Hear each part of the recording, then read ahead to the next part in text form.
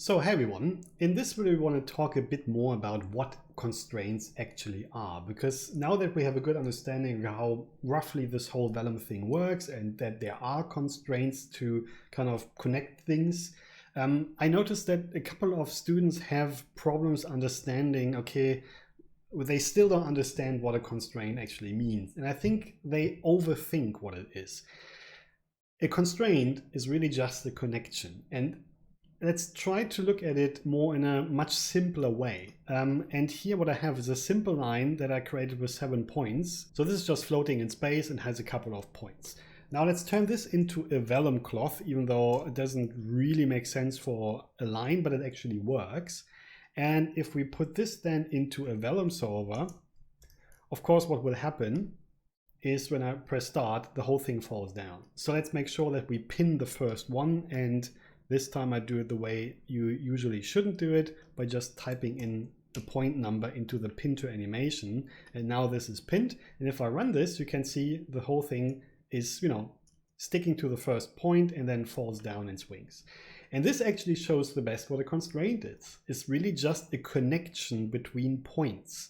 It does not mean that the connection is, always winning. And what I mean by that is there are certain things that try to fight this connection. One thing is that we can see here, for example, forces like gravity. Other things could be collisions. So what the constraint actually defines is the ideal position between the points that the system tries to reach. But there will always be other things that stop it from reaching that state. So what do I mean by that?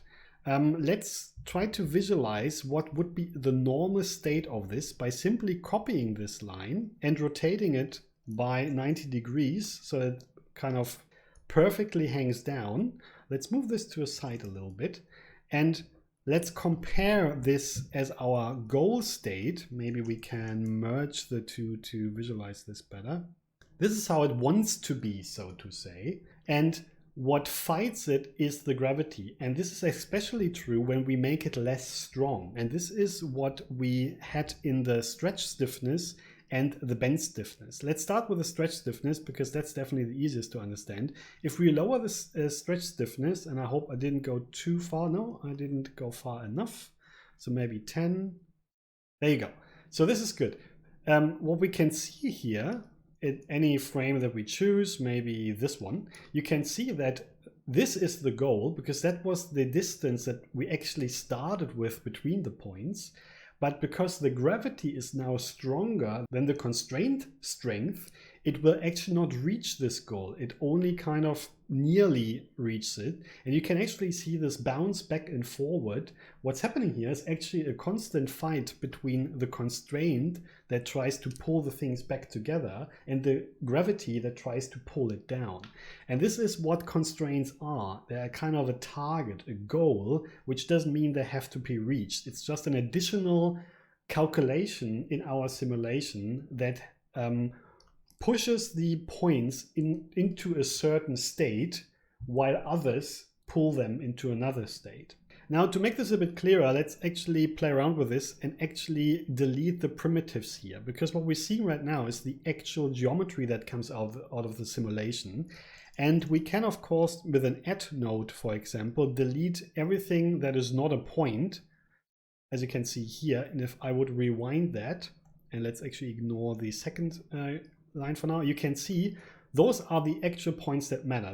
The primitives in between, they don't matter on the geometry, because what holds them together is not the geometry primitives or curves, but actually the constraints. And we haven't deleted those. They are still there. They are still intact, and they are the ones that are important. So my point here is, don't confuse the actual geometry with the constraints that kind of are applied in the background. Those are two different things. Another thing we can talk about is that there are always multiple constraints going on.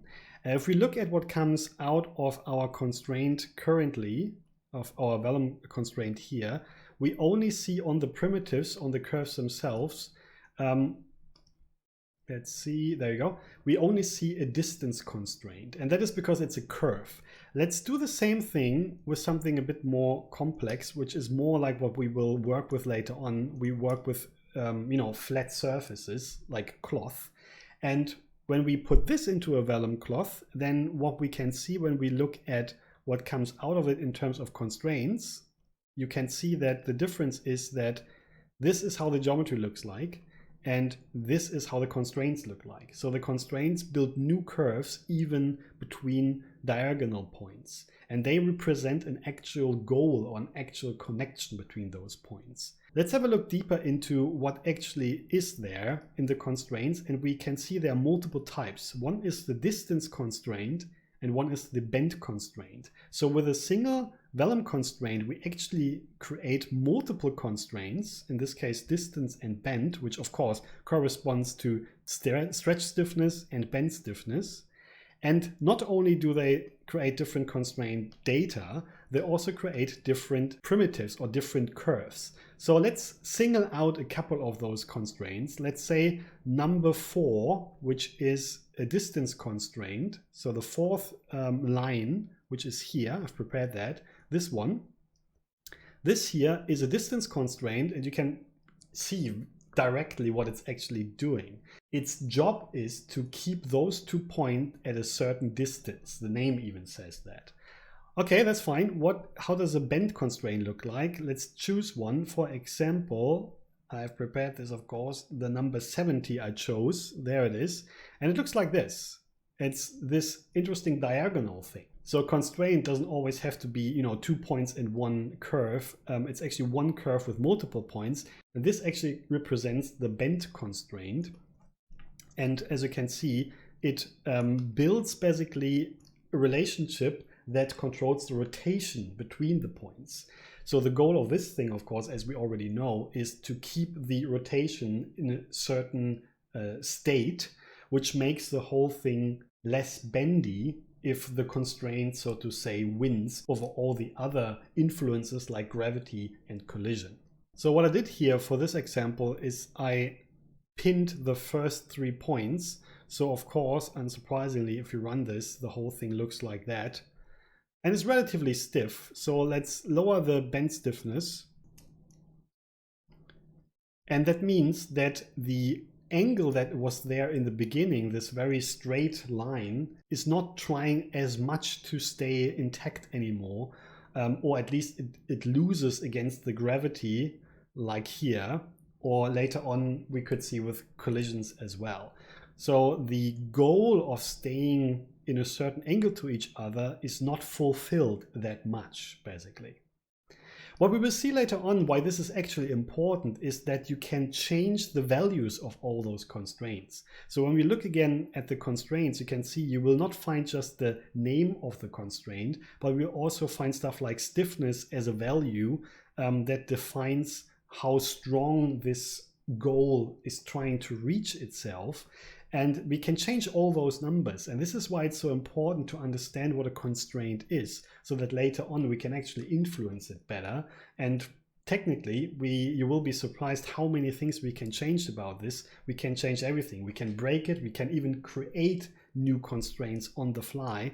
And for this to work, of course, we first have to understand what it actually does. It really just defines a goal of what kind of relationship the points will try to keep between each other in terms of rotation and distance. And yeah, I hope this makes the whole thing, what are constraints, a bit more understandable. If not, let me know. But I hope this kind of explanation makes a bit more sense now with everything we look at from now on. So thanks very much. I hope this was helpful. See you later. Cheers.